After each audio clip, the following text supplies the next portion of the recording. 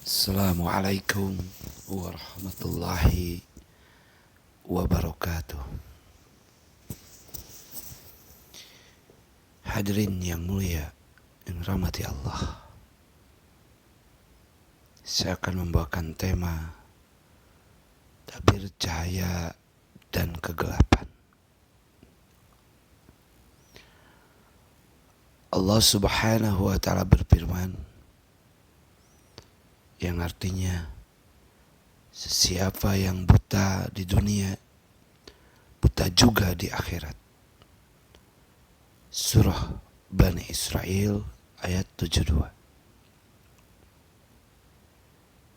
Bukan buta mata yang di kepala, tapi buta mata yang di hati, yang menghalang seseorang daripada melihat cahaya dari akhirat. Firman Allah Subhanahu wa ta'ala, yang artinya bukan matanya yang buta, tetapi hatinya di dalam dada. Surah Al-Hajj ayat 46.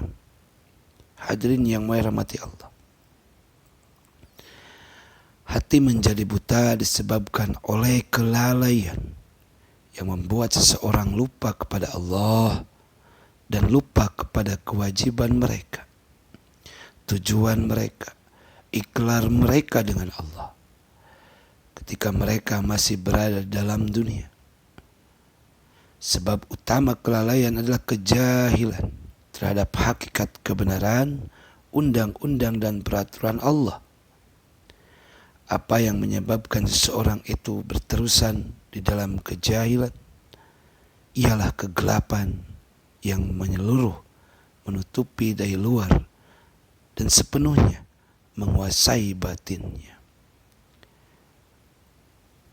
Sebagian daripada nilai-nilai itu yang mendatangkan kegelapan ialah sifat-sifat angkuh, sombong, megah, dengki, bakhil, dendam, bohong, mengumpat, fitnah, dan lain-lain sifat keji.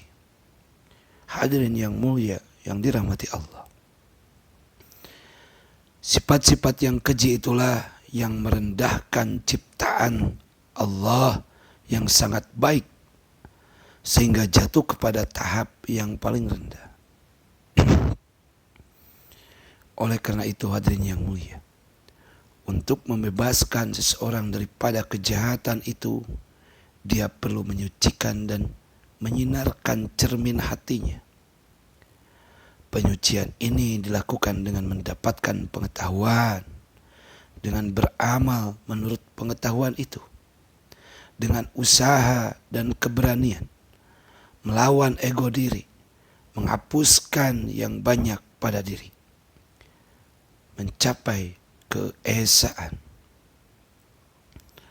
Perjuangan ini berterusan sehingga hati menjadi hidup dengan cahaya keesaan. Dan dengan cahaya keesaan itu, mata bagi hati yang suci akan melihat hakikat sifat-sifat Allah di sekeliling dan pada dirinya. Hadirin yang mulia yang dirahmati Allah, hanya selepas itu baru kamu ingat akan kediaman kamu yang sebenarnya, yang darinya kamu datang. Kemudian kamu akan ada rasa kerinduan dan keinginan untuk kembali kepada rumah kediaman yang sebenar. Dengan pertolongan yang maha mengasihani, roh suci pada diri kamu akan menyatu dengannya. Hadirin yang mulia yang dirahmati Allah, bila sifat-sifat kegelapan terangkat cahaya mengambil alih tempatnya, dan orang yang memiliki mata rohani akan melihat, dia mengenali apa dia lihat dengan cahaya nama-nama sifat ilahiyah. Kemudian dirinya dibanjiri oleh cahaya dan bertukar menjadi cahaya. Cahaya ini masih lagi hijab menutupi cahaya suci jat. Tetapi masanya akan sampai bila ini juga akan terangkat. Yang tinggal hanya cahaya suci zat itu sendiri. Hadirin yang mulia yang dirahmati Allah. Hati mempunyai dua mata. Satu yang sempat dan satu lagi yang luas. Dengan mata yang sempat, seseorang boleh melihat kenyataan sifat-sifat dan nama-nama Allah. Penglihatan ini berterusan sepanjang perkembangan kerohaniannya. Mata yang luas melihat hanya kepada apa yang dijadikan kelihatan oleh cahaya keesaan dan yang esa. Hanya bila seseorang sampai kepada daerah kehampiran dengan Allah, dia akan melihat. Di dalam alam penghabisan, bagi kenyataan zat Allah yang esa dan mutlak. Hadirin yang mulia yang dirahmati Allah. Bagi mencapai makam-makam ini, kita masih di dalam dunia. Di dalam kehidupan ini kamu mestilah membersihkan diri kamu daripada sifat-sifat keduniawian, yang ego dan keegoan. Jarak yang kamu mengembara di dalam kenaikan kamu ke arah makom-makom tersebut bergantung kepada sejauh mana kamu mengasingkan diri daripada hawa nafsu yang rendah dan ego diri kamu sendiri. Hadirin yang mulia yang dirahmati Allah. Pencapaian kamu kepada matlamat yang kamu inginkan bukanlah seperti barang kebendaan sampai ke tempat kebendaan. Ia juga bukan ilmu yang bawa seorang kepada sesuatu yang menjadi diketahui daripada tidak tahu. Juga bukan pertimbangan yang memperoleh apa yang dipikirkan. Bukan juga hayalan yang menyatu dengan apa yang dihayalkan. Matlamat yang kamu ingin capai ialah kesadaran tentang ketiadaan, kekosongan kamu daripada segala sesuatu kecuali zat Allah.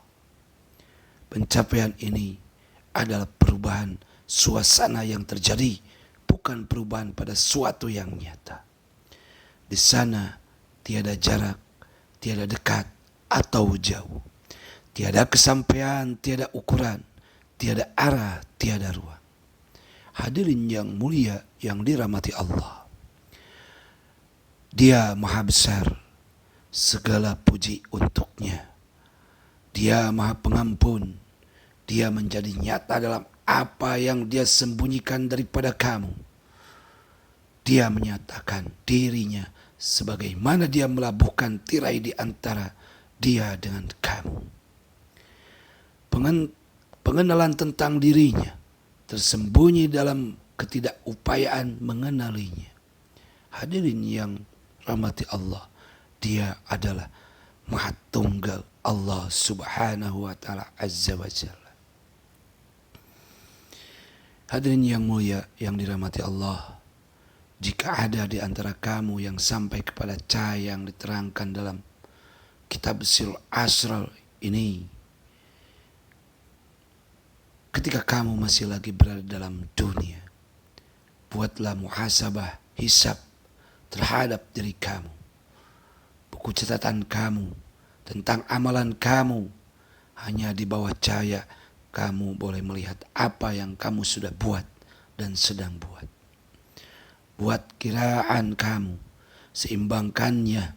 Kamu akan membaca buku catatan kamu di hadapan Tuhan kamu pada hari pembalasan. Itu adalah muktamad.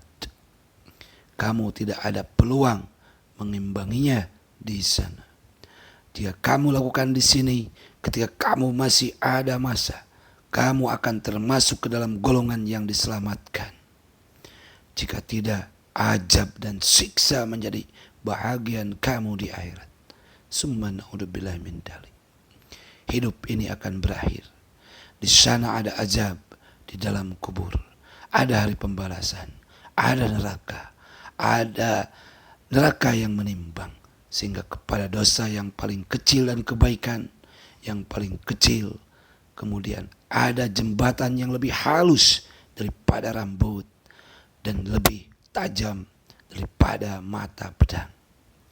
Penghujungnya ialah taman, sementara di bawahnya ialah neraka yang penuh dengan kecelakaan, penderitaan. Semuanya adalah berkekalan apabila kehidupan yang singkat ini berakhir. Wallahu a'lam bishawab. Semoga bermanfaat bagi semuanya. Akhirul kalam. Assalamualaikum warahmatullahi wabarakatuh.